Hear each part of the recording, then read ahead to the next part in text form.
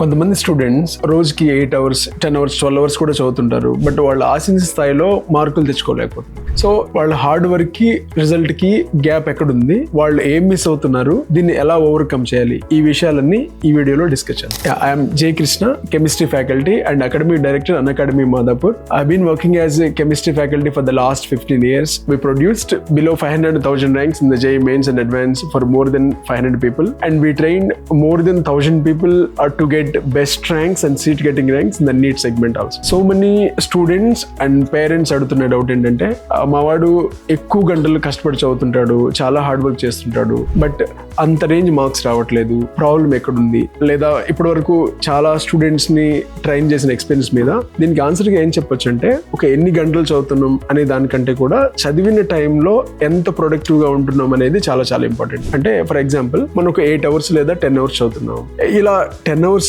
8 hours continuous గా కాకుండా ఒక 1.5 hours చదవగానే ఈ చదివిన దాంట్లో మనం ఎంత రీటైన్ చేసుకోగలుగుతున్నాం అనే దాన్ని ప్రాపర్ గా చెక్ చేసుకోవాలి. అంటే ఎలా అంటే, ఒక 1 hour 1.5 hours చదవగానే మళ్ళీ ఒక పేపర్ తీసుకోవడం, దీన్ని రీప్రొడ్యూస్ చేయడం, అంటే మొత్తం కంటెంట్ కాకుండా అందులో ఉన్న కీ పాయింట్స్, ఈ కీ పాయింట్స్ ని రాసి దాన్ని ఆ స్టూడెంటే ఓన్ గా చెక్ చేసుకోవాలి. దెన్ అప్పుడు మనకు అర్థమవుతుంది మనం ఈ ఒక 1 hour చదివిన దాంట్లో ఎంత రీటైన్ చేసుకుంటున్నాం అనేది చాలా చాలా ఇంపార్టెంట్. అంటే మనకి ఏం అర్థమవుతుందంటే, మనం ఒక గంట సేపు చదువుతున్నాం, బట్ అందులో 20% 30% రిటైన్ చేసుకుంటున్నాం, మిగతా 70% అంత ఎఫెక్టివ్ గా ఉండట్లేదు. ఇది మనకు అర్థమైతే సో మన స్టడీస్ ని ఎఫెక్టివ్ గా చేసుకోవచ్చు. సో దీన్ని ఒక 10 hours 8 hours లేదా 12 hours అన్ని గంటలుగా కాకుండా మనం ఎంత ప్రొడక్టివ్ చదువుతున్నాం అనే యాంగిల్లో మొదలు పెడితే అప్పుడు దీన్ని ఒక అవర్స్ ప్రకారం మెజర్ చేయము, ఒక ప్రొడక్టివ్ ప్రకారం మెజర్ చేస్తాం. సో ఇలాంటి ప్రొడక్టివ్ లెర్నింగ్ ఉండాలి. ఇంకా ఎక్కువ మంది స్టూడెంట్స్ అడిగే డౌట్ ఏంటంటే, వాళ్ళు క్లాస్ రూమ్ లో బాగా చేయగలుగుతారు, అంటే కాన్సెప్ట్స్ కానీ అండ్ క్వశ్చన్స్ సాల్వ్ చేయడం కానీ క్లాస్ రూమ్ లో చాలా ఎఫెక్టివ్ ఉంటారు. But when it comes to exam, ఆ ఎగ్జామ్ లో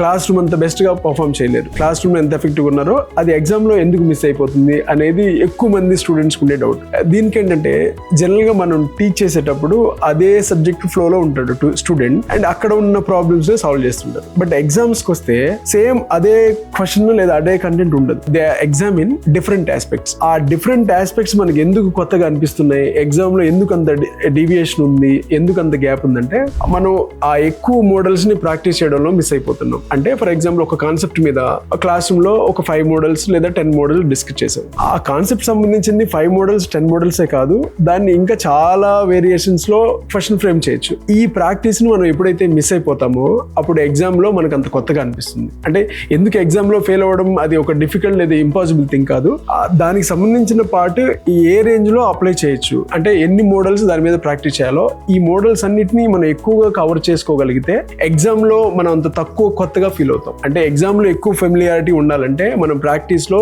డిఫరెంట్ మోడల్స్ ని ఎఫెక్టివ్ గా ప్రాక్టీస్ చేయగలగాలి. ఈ ప్రాక్టీస్ అనేది డిఫరెంట్ డైమెన్షన్స్ లో ఎప్పుడైతే ఎక్కువగా ఉంటుందో వాళ్ళు ఎగ్జామ్ లో దాన్ని అంత తక్కువగా ఫీల్ అవుతారు. ఎగ్జామ్ రాసిన తర్వాత కూడా చాలా ఇంపార్టెంట్, ఎక్కువ మంది స్టూడెంట్స్ ఎగ్జామ్ అయిపోగానే దాన్ని లైట్ తీసుకుంటారు, ఓకే ఈ వీకెండ్ సిలబస్ అయిపోయింది అని. అలా కాకుండా బట్ ఎగ్జామ్ రాసిన తర్వాత చేయాల్సిన చాలా ఇంపార్టెంట్ పని ఏంటంటే దేర్ సెల్ఫ్ అనాలిసిస్. అంటే ఒక క్వశ్చన్ వస్తే వాళ్ళు ఒక క్వశ్చన్ తప్పు చేస్తే అది ఎక్కడ మిస్ చేసారని చాలా సీరియస్ గా కన్సిడర్ చేయాలి. ఆ క్వశ్చన్ సంబంధించి అది సిల్లీ మిస్టేకా లేదా కాన్సెప్చువల్ మిస్టేకా లేదా క్యాలిక్యులేషన్ మిస్టేకా అనే పాయింట్ ని చాలా క్లియర్ గా అనలైజ్ చేసుకోవాలి. ఓకే ఫర్ ఎగ్జాంపుల్ ఇంతకుముందు ఒక స్టూడెంట్ ఉండే మా దగ్గర 2019 లో, ఐ థింక్ అతను క్యాలిక్యులేషన్ లో 0.12/2 అనే దాన్ని జస్ట్ హీ క్యాలిక్యులేటెడ్ 0.2/2. ఆ ఒక్క క్వశ్చన్ మిస్టేక్ చేయడం వల్ల అతనికి ఫస్ట్ కేటగిరీలో సీట్ రాలేదు. ఆల్మోస్ట్ సెకండ్ కౌన్సిలింగ్ లో ఎక్కడో చెన్నైలోనే వేరే చోట సీట్ వచ్చింది. అంటే ఈ చిన్న క్యాలిక్యులేషన్ అనేది తను ఒక సీట్ గెట్టింగ్ ని డిసైడ్ చేసింది. సో ఇలాంటి మిస్టేక్స్ ని ఐడెంటిఫై చేసి దాన్ని అనాలిసిస్ చేసుకోవడం అనేది చాలా చాలా important after the exam. Next